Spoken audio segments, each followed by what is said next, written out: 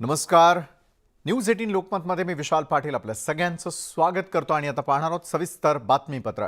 मुंबईच्या सह्याद्री अतिथीगृह या ठिकाणी मुख्यमंत्री उपमुख्यमंत्र्यांसोबत नीती आयोगाची एक महत्त्वपूर्ण बैठक पार पडलेली आहे. दरम्यान या बैठकीत नीती आयोगाच्या पार्श्वभूमीवर महाराष्ट्रातही एक आयोग स्थापन केलं जाणार आहे. दरम्यान हे आयोग सर्व क्षेत्रात राज्य नीती आयोगासोबत काम करणार आहे. तसंच पावसामुळे अनेक ठिकाणी शेतीचंही मोठं नुकसान झालेलं आहे. दरम्यान या शेतकऱ्यांनाही लवकरात लवकर मदत केली जाणार असल्याचं त्यांनी यावेळी सांगितलंय. नीती आयोगाच्या धर्तीवर महाराष्ट्रामध्ये देखील एक इन्स्टिट्यूट ऑफ ट्रान्सफॉर्मेशन ही तयार करायची आणि त्या दृष्टीने एक महाराष्ट्र सरकारच्या वतीनं आम्ही पण प्रेझेंटेशन केलं. एक नीती आयोगानेही वेगवेगळ्या सेक्टरमध्ये कशा प्रकारे मदत होऊ शकते या संदर्भातलं प्रेझेंटेशन केलं आणि माननीय मुख्यमंत्र्यांनी आता या गोष्टीला तत्वतः संमती दाखवली आहे की अशा प्रकारचे एक इन्स्टिट्यूट आम्ही महाराष्ट्रात तयार करू. लवकरच या संदर्भात महाराष्ट्राच्या मंत्रिमंडळाचा निर्णय आम्ही घेऊ आणि ही इन्स्टिट्यूट कशी असेल, त्याच्या अंतर्गत काय काय येईल, या सगळ्या गोष्टी त्या मंत्रिमंडळ निर्णयाच्या नंतर आपल्यापर्यंत पोहोचवण्यात येतील. संततधार पावसामुळे जिथे पिकाचं नुकसान झालं असेल आणि 33% वर नुकसान असेल तिथे मदत केली जाईल अशी घोषणा माननीय मुख्यमंत्र्यांनी यापूर्वीच केली आहे. त्याचे काही GR निघालेले आहेत, काही GR निघता आहेत आणि आता नव्याने पुन्हा पाऊस पडलाय. त्यात जर काही नवीन क्षेत्र पुन्हा बाधित झालं असेल तर त्याचेही पंचनामे करण्यात येतील आणि त्यांनाही मदत करण्यात येईल. आणि आता बातमी महाराष्ट्र ATSनं केलेल्या कारवाई संदर्भातली, कारण महाराष्ट्र ATSनं मोठी कारवाई करत 15 लाख रुपयांचं बक्षीस असलेल्या माओवाद्याला ताब्यात घेतलेलं आहे. नाला सोपाऱ्यातून त्याला ताब्यात घेण्यात आलेलं आहे.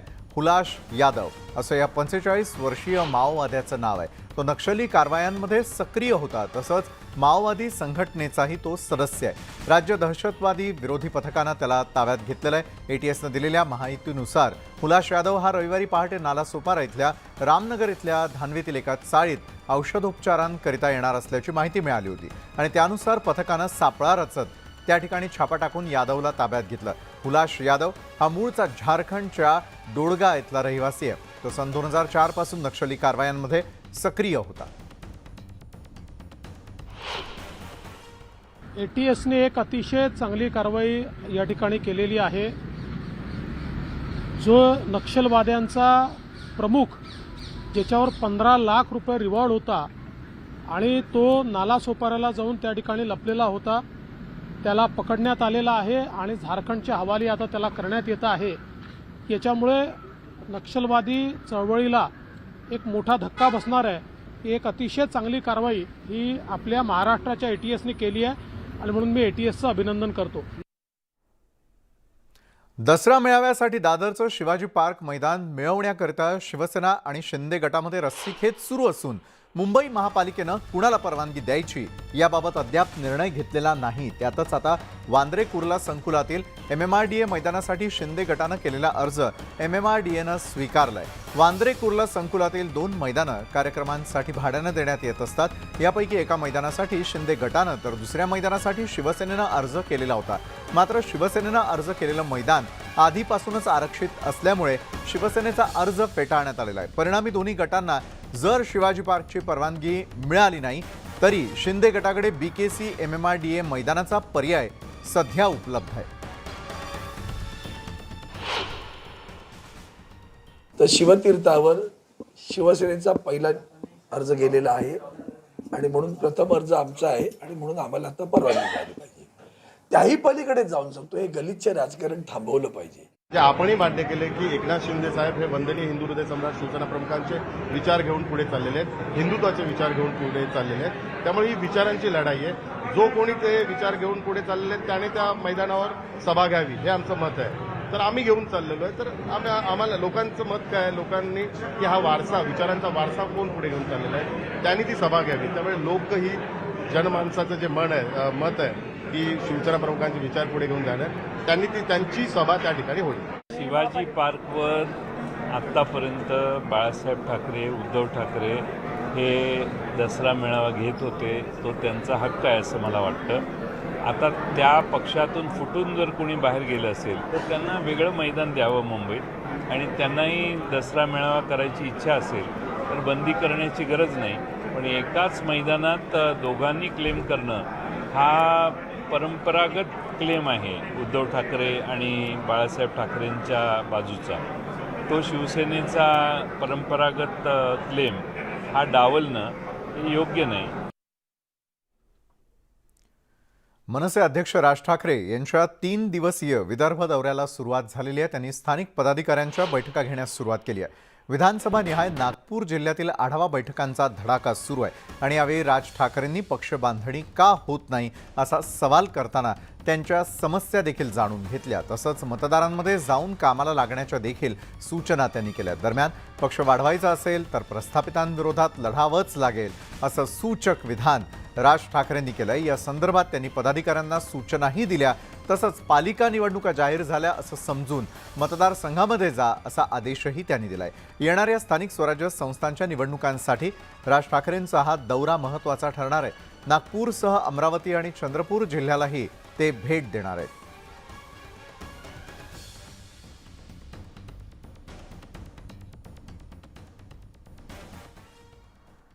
महाविकास आघाडी स्थानिक स्वराज्य संस्थांच्या निवडणुका एकत्रितपणे लढवण्याची भूमिका शिवसेना पक्षप्रमुख उद्धव ठाकरे आणि एनसीपीचे नेते मांडत असतानाच नाना पटोलेंच्या भूमिकेनं मात्र याला धक्का दिलाय. नाशिकमध्ये नाना पटोलेंनी पुन्हा एकदा एकला चलो रेचा नारा दिलाय. पक्ष कार्यकर्त्यांची भावना आपण बोलून दाखवत असल्याचं त्यांनी नाशिकमध्ये सांगितलं. आपण कुठल्याही पदासाठी हापापलेलो नाही आहोत. पक्ष संघटना जी जबाबदारी देईल ती पार पाडू असंही नाना पटोलेंनी म्हटलंय. उद्धव ठाकरे म्हणतात की महाविकास आघाडीने एकत्रित निवडणूक लढाव्या आणि दुसरीकडे आपण एकला चलोरचा नारा देतात. बघा, मी कार्यकर्त्यांची निवडणूक आहे. कार्यकर्त्यांच्या निवडणुकीला काँग्रेस पक्षाने आम्ही निर्णय घेतलेला आहे. आम्ही राज्यामध्ये आम्ही स्थानिक स्वराज्य संस्थांच्या निवडणुका हे सोहळ्यावर लढू. हे सगळी प्रक्रिया चालू आहे आणि प्रक्रियेमध्ये ज्याला कोणाला याच्यामध्ये जे डेलिगेट्स आहेत ज्यांना कोणाला उभं व्हायचं ते उभं होऊ शकतात. त्यामुळे या पक्षीय निवडणुका ज्या आहेत यामध्ये ही प्रक्रिया चालत राहणार आहे. मी फार काही याच्यामध्ये हपापलेलं नाही. ज्या पद्धतीनं मला राष्ट्रीय नेतृत्वाने जी काही जबाबदारी दिली त्याला प्रामाणिकपणे पूर्ण करण्याचं काम मी करतो आहे. भारतामध्ये अनेक वर्षांनी चित्ता आणण्यात आलेला आहे. मात्र आता यावरून आरोप प्रत्यारोपांना सुरुवात झालेली आहे. 70 वर्षांनंतर भारतामध्ये पहिल्यांदाच चित्ता आल्याचा दावा पंतप्रधान नरेंद्र मोदी यांनी केलाय. यावरून आता शिवसेना पक्षप्रमुख उद्धव ठाकरे यांनी मोदी आणि भाजपला खोचक टोला लगावलाय. अनेक वर्षांनी आपल्या देशामध्ये चित्ता हा प्राणी आलाय. आम्ही पेंग्विन आणले म्हणून ते आम्हाला पेंग्विन सरकार म्हणतात. दरम्यान कोरोनाच्या दुसऱ्या लाटेमध्ये अनेक बळी गेले. त्याला केंद्र सरकारची असंवेदनशीलता कारणीभूत असल्याचा अहवाल केंद्रीय समितीनं दिला. मग आपण त्यांना चित्ता सरकार म्हणायचं का असा टोला उद्धव ठाकरेंनी भाजपला लगावलाय. त्यामुळे शिवसेना आणि भाजपमध्ये चित्त्याच्या मुद्द्यावरून पुन्हा एकदा नव्या वादाला तोंड फुटलंय. उद्धव ठाकरेंकडे वाक्य म्हणण्यासाठी काय नसेल तर मला फोन केलास त्याला वाक्य देईन की काय बोलावं अशा प्रसंगी. चांगल्या गोष्टीचं कौतुक करावं. आपल्या देशात जो तुटवडा चित्ता उपलब्ध नव्हते ते मोदी साहेबांनी 9 दिले. अरे धन्यवाद बोला, अभिनंदन करा, पण चांगलं बोलताच येत नाही तर त्याला काय आमचं काय नाविलाज आहे. आदरणीय उद्धव साहेब हे प्राणीप्रेमी आहेत आणि नेहमीच प्राण्यांच्या संदर्भात त्यांनी सरकार असताना किंवा त्यांनी पक्षप्रमुख असताना पण भरपूर काम केल्याने त्या संदर्भात विविध असे निर्णय घेतलेले आहेत. त्यामुळे प्राण्यांच्या बाबतीत असं बोलणं हे त्यांच्या दृष्टिकोनातून पण हे उचित नाही. आझाद मैदानामध्ये गडकिल्ल्यांच्या दुरवस्थेविरोधात आंदोलन करण्यात येत होतं. गडकिल्ल्यांचं संवर्धन करण्यासाठी विशेष मंडळ स्थापन करण्यात यावं अशी मागणी करण्यात आली. मुख्यमंत्री एकनाथ शिंदे यांनी आंदोलकांची भेट घेतली आहे. शिवरायांचे गडकिल्ले ही राज्याची संपत्ती असून तुमच्या मागणीवरती विचार करण्यात येईल असं आश्वासन त्यांनी आंदोलकांना दिलं. त्यानंतर हे आंदोलन मागं घेण्यात आलं. आत्मविश्वास एवढा वाढला की मुख्यमंत्र्यांकडून 100% आमच्या मागण्या पूर्ण होतील. हे आंदोलन आम्ही मागे घेतलंय आणि याचा आम्ही पाठपुरावा सातत्याने करत राहणार. शिंदे साहेबांना भेटू. जय शिवराय, जय शिवराय.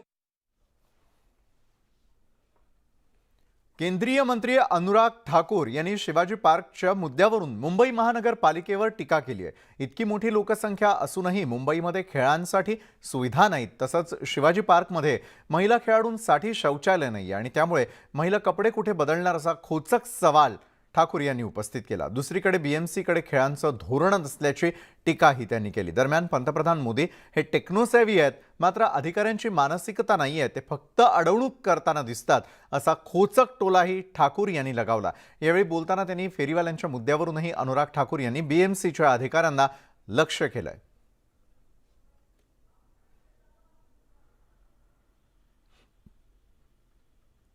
कल मुझे खेल मैदान में जाने का अवसर मिला. मैं किसी मीटिंग में जा रहा था, उसके साथ लगता ही मैदान था, तो बाकी मैदान तो कीचड़ से और पानी से भरा हुआ था. उस मैदान के एक छोटे से हिस्से में एक बास्केटबॉल का कोर्ट था जिसके ऊपर लोग क्रिकेट खेल रहे थे. लेकिन 17,000 से ज्यादा शायद अभी भी ऐसी रिक्वायरमेंट और है जो कम्युनिटी टॉयलेट्स की केवल है, जहां लाखों लोगों को उसकी सुविधा मिलेगी. तो इतने भरे शहर में अगर शौचालय की सुविधा ना हो तो आप कल्पना कर सकते हैं महिलाओं के ऊपर, बुजुर्गों के ऊपर, बच्चों के ऊपर, आम जनमानस के ऊपर क्या बीतती होगी. अगले 2 साल का लक्ष्य बीएमसी ने रखा था, तो संख्या बताते हुए भी शर्म आती है. जो गरीब का हक था वहां तक वो भी नहीं पहुंचाया गया. ये क्यों अनदेखी की गई पिछली सरकार के समय, और बीएमसी के यहां पर अधिकारी कर्मचारी और जो बीएमसी के जो चलाने वाले नेता बैठे, मैं उनसे पूछना चाहता हूं क्यों रोका गया. ये तो गरीब का हक था, मोदी सरकार ने दिया लेकिन गरीब के लिए दिया था, रोका क्यों है. अब उनसे अनुरोध किया कि अगले 2 महीनों में ज्यादा से ज्यादा ऐसे रेड़े फड़ी वालों को, ठेले वालों को, गरीब जो दुकान चलाते हैं उनको ये मौका मिल सके. मुंबईतल्या कुर्ल्यामध्ये बंट समाजाच्या विश्वस्तरीय संमेलनाला उपमुख्यमंत्री देवेंद्र फडणवीस उपस्थित होते. बंट समाजानं ज्याप्रमाणे प्रगती केलेली आहे ते कौतुकास्पद असल्याचं फडणवीस यांनी म्हटलं. याच संमेलनात बोलताना फडणवीसांनी जोरदार टोलेबाजी केलेली आहे.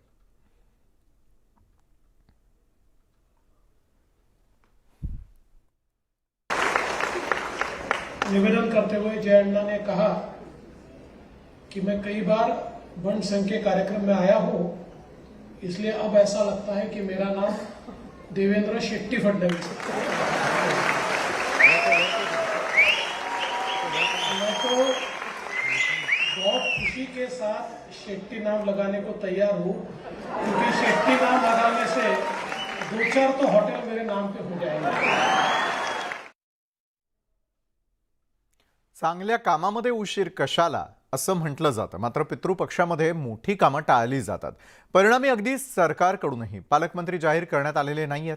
त्यामुळे सरकार पितृपक्षाला घाबरतंय असा आरोप करण्यात येतोय आणि त्यामुळेच सरकारकडे एक भन्नाट मागणी करण्यात आलेली आहे. पाहूयात त्याविषयीचा हा रिपोर्ट. हे राज्य सरकार हे पितृ पंधरवडा या अंधश्रद्धेशी कुठेतरी जोडत आहे आणि ही ती सरकारची अकार्यक्षमता आहे. तर माझी या सरकारला विनंती आहे की जर राज्य सरकार या पितृ पंधरवड्यामध्ये कोणतेही शुभ कार्य किंवा आर्थिक कामे करण्यास जर घाबरत असेल तर मी पालकमंत्रीपद स्वीकारण्यास तयार आहे आणि यांनी मला तत्काळ पालकमंत्री करावं.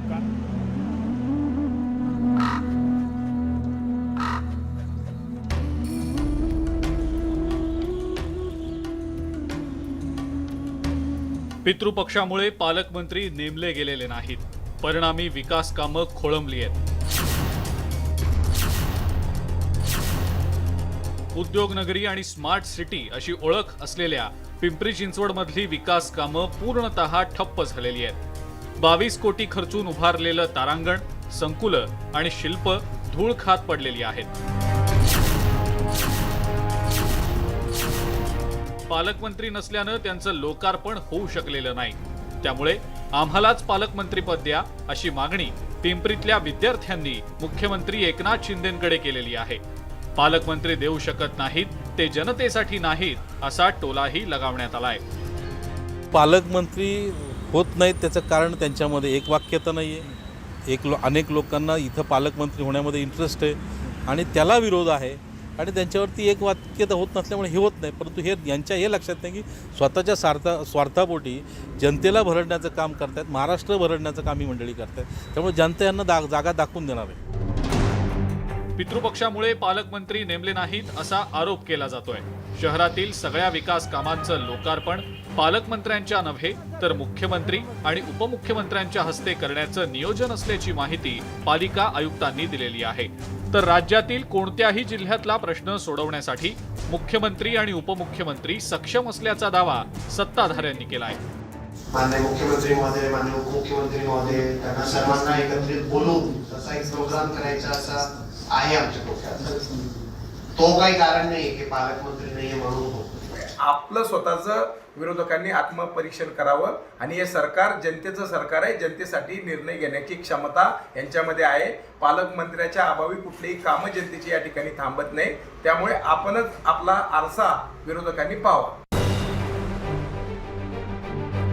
प्रश्न केवळ विकास कामं रखडल्याचा नाही तर अंधश्रद्धेचाही आहे. फक्त पितृपक्षामुळे जर पालकमंत्री नेमले जात नसतील तर हे चित्र राज्यासाठी निश्चितच भूषणावह नाही असंच म्हणावं लागेल. गोविंद वाकडे, न्यूज 18 लोकमत, पिंपरी चिंचवड. कोल्हापुरामध्ये शिक्षक बँकेच्या सभेत गोंधळाची परंपरा कायम राहिली आहे. कोल्हापुरात 84व्या प्राथमिक शिक्षक वार्षिक सर्वसाधारण सभेत सत्ताधारी आणि विरोधक आमने सामने आले आणि त्यामुळे सभेत मोठा गोंधळ निर्माण झाला. दोन्ही गटांकडून एकमेकांविरोधात जोरदार घोषणाबाजी करण्यात आली. अहवाल वाचन करताना बँकेच्या एमडींनी चुकीची माहिती दिल्याचा आरोप विरोधकांनी केलेला आहे. यावरून सभेत गोंधळ झाला.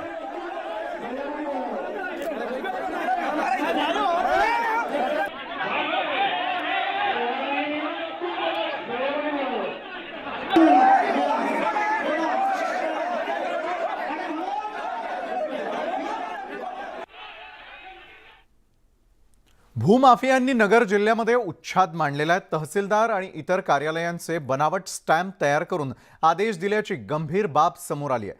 शेवगावमधील बेकायदेशीर अकृषक आदेशाद्वारे व्यवहार प्रकरणी महसूल मंत्री राधाकृष्ण विखे पाटील यांनी चौकशीचे आदेश दिले आणि त्यामुळे भूमाफिया आणि अधिकाऱ्यांचे धाबे दणाणले आहेत.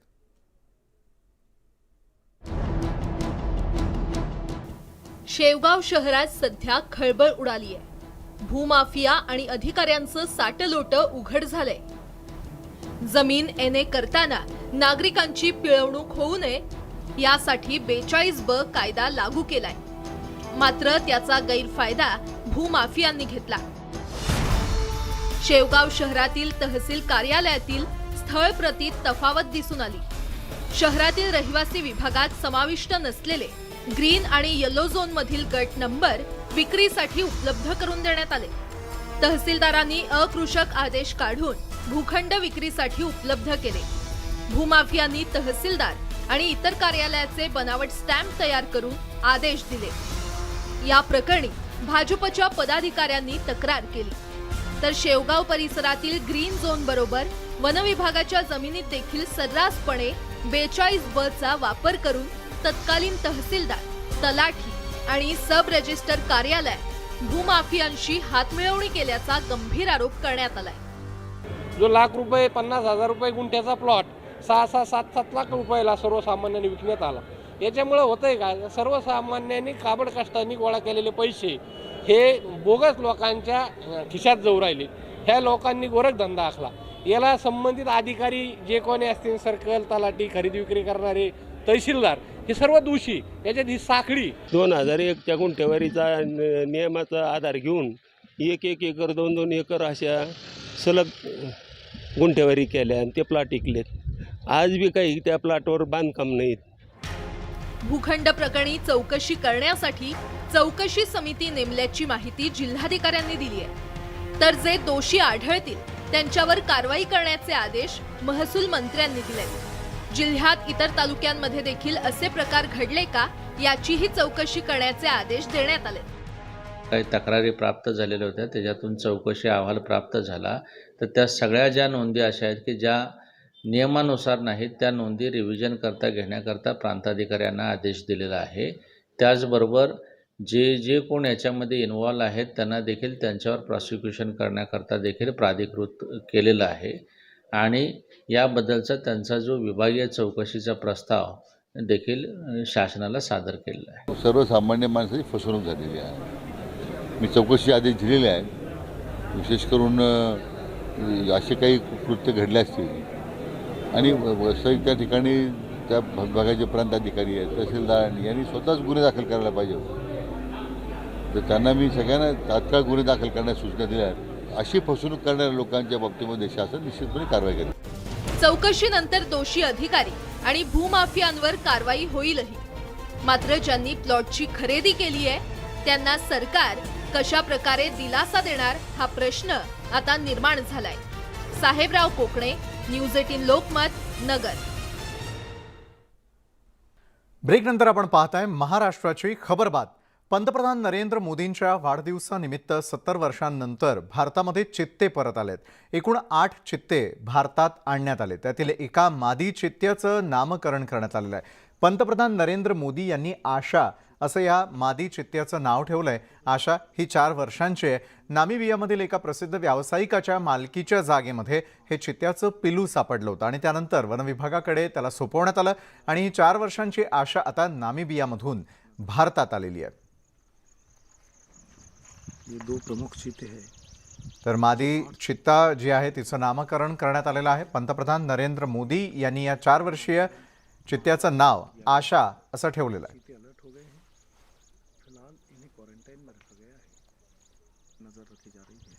थेट नामिबिया या ठिकाणाहून तिला भारतामध्ये आणण्यात आलेलं आहे. तर तिथे असलेल्या एका नामांकित व्यावसायिकाच्या मालकीच्या जागेमध्ये ती आढळून आलेली होती. सध्या तिचं वय 4 वर्ष इतकं आहे आणि आता भारतात आल्यानंतर तिचं नामकरण पंतप्रधान नरेंद्र मोदी यांनी आशा असं केलेलं आहे. नाशिकच्या सिन्नरमध्ये 2 बिबट्यांची झुंज पाहायला मिळाली. थेटपणे नारळाच्या झाडावरच 2 बिबटे आपापसात भिडले. त्यांच्या या झुंजीचा थरार कॅमेऱ्यामध्ये कैद झाला. सिन्नरच्या सांगवीमध्ये घुमरे वस्तीजवळ गेल्या 4 दिवसांपासून बिबट्याचा वावर आहे. इथल्या एका नारळाच्या झाडावरती बिबट्या चढलेला होता. काही वेळानं हा बिबट्या खाली उतरला. मात्र त्याच वेळी शेतात असलेल्या दुसऱ्या बिबट्यानं त्याला पकडण्याचा प्रयत्न केला. दोन्ही बिबट्या अवघ्या काही सेकंदात नारळाच्या झाडावरती सरसरपणे चढले. नारळाच्या झाडावरच हे 2 बिबटे भिडले. हा संपूर्ण थरार स्वप्नील घुमरे या तरुणानं आपल्या कॅमेऱ्यामध्ये कैद केलेला आहे.